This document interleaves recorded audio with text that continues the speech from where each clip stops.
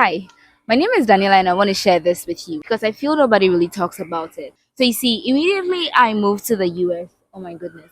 One of the things I learned or jumped on quickly was that overexposure is as a problem as underexposure. I'm going to explain that in a bit.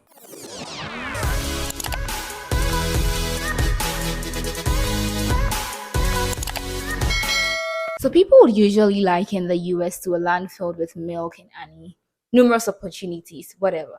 But one thing I know for a fact is that if you don't know how to maneuver around in this land of many opportunities, you're not going to make the most out of it. In today's video, we're going to talk about some of the programs that a lot of international students seem to pursue when they move to the US. Why do they pursue those? What are the career prospects?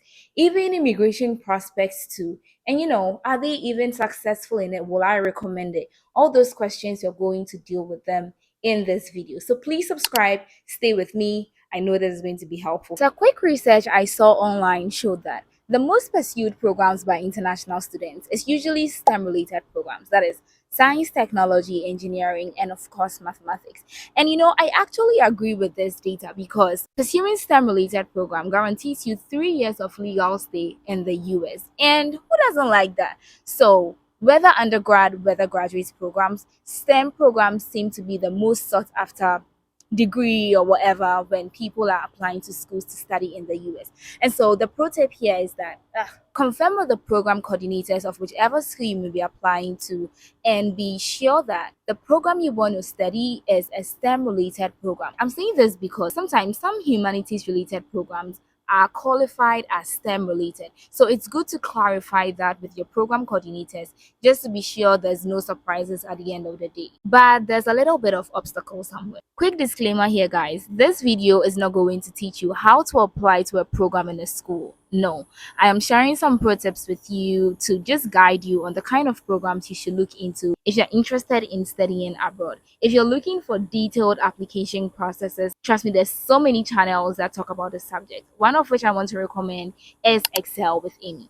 Let's continue. So yes, definitely STEM related programs would be your best bet. But sometimes programs like chemical, petroleum, petrochemical, sometimes even electrical for some roles would require you to be either a US citizen, a permanent resident. You should have something called a security clearance, which only citizens or permanent residents will have. So what this means is that you do yourself a disservice when you choose some of these programs because yes, you have yourself guaranteed 3 years to work in the US, but you're not going to find any job that you're qualified for as an international student because they require extra security layers which you do not have. To fact check me, you can just go online and type chemical or petroleum or petrochemical roles in the US and just look through the requirements. You're likely going to see that they would require something like security clearance, things like that. And I have personally been a victim. I'm going to share that another time, but I got an offer with a very prestigious company. They actually gave me the offer until the manager called me and was like, "Are you a citizen?" And I'm like, "No." And he was like, "Oh, I'm sorry. You can't even enter the building if you're not a citizen." And that was it. I had wasted all my time in the application process, yielded to nothing. So some of these programs, you want to be extra careful when you are choosing them just because of these instances. Let me add some clarity to what I just said. So I'm not advising you to not pursue your dreams. I'm just telling you the reality on the ground. If you take a major like electrical engineering, and then we drop down to a concentration like power systems. To my best of knowledge, a lot of companies in this sector usually require you to be either a permanent resident or a US citizen to work with them.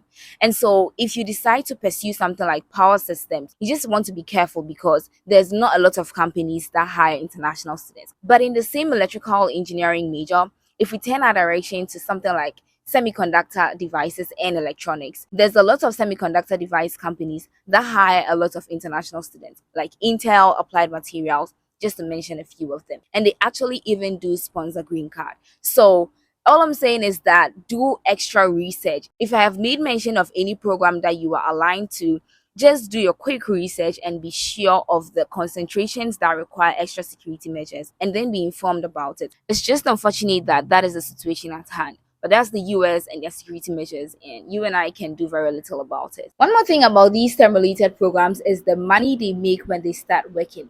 Let's take a major like computer science. I think the average salary of a software engineer entry level is around at least 100K plus or minus, obviously depending on the state you live in. But 100K entry level, that is really good money. Even if you look at the internships, I think the average software engineering intern would make about 7 to 8K a month, which, look, it's very good money, and who doesn't like good money? So yes, generally these are the factors you want to take a look at, be mindful of, take into consideration when you're applying to schools and programs in the US. So just be mindful of these so you don't find yourself in big trouble. Enough with STEM. Another thing that influences the program people read is the people they talk to. Look, I've said this time and again that gone are the days when people will travel abroad to brush horse teeth and do this kind of jobs. The narrative has changed. People are working with top class companies, the Googles, the Facebooks, you name it. So you just want to be mindful of the kind of people you seek advice from. If you seek advice from some of these old folks who are not very familiar with the F1 visa process and all of that, they're only going to advise you on things that have worked for them. So just be careful who you ask for help from, who you ask for assistance from. You might want to look up to people that are doing programs that you're interested in.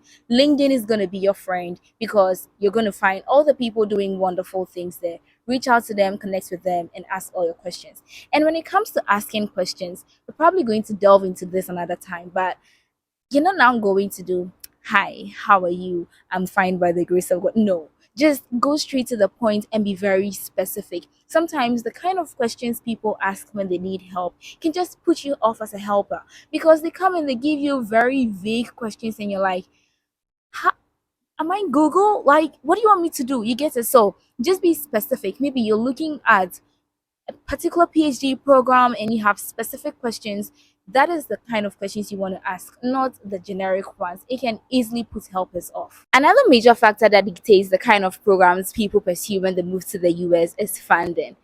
US tuition can be really expensive. I'm not going to lie about that. So, when people find programs that are fully funded, they are very likely to just jump on them just so they run away from the financial burden that comes with it. But my recommendation here is that, look, research is not a joke, it's a different ball game. So, I would not recommend you getting knee deep into the research only to realize that, look, you don't really want to do this. So, I'd say try and find a program that you are really interested in or inclined to. And then if it's funded, great. If it's not funded, then you can look into other ways to fund yourself. But to do something that you are totally not interested in just because it's fully funded, you might have some regrets at the end. There's three more other factors that influence the programs people read when they move to the US, but I personally rank them low because they don't really carry as much weight for me. But let's talk about them anyway. The first one is familiarity. Nobody really likes loneliness. I don't like loneliness. So sometimes people pursue programs in specific schools because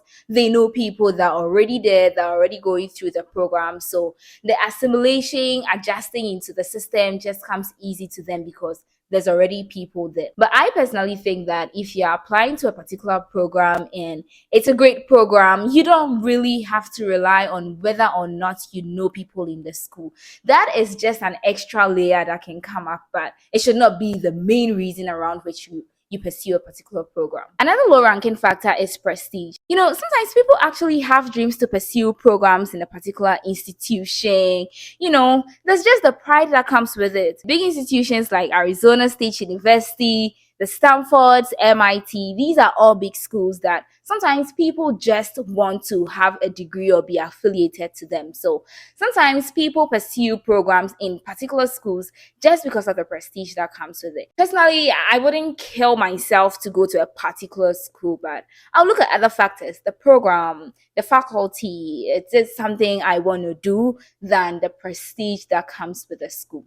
It's really up to you, to be honest. People sometimes also look at the location of the school to make their decision.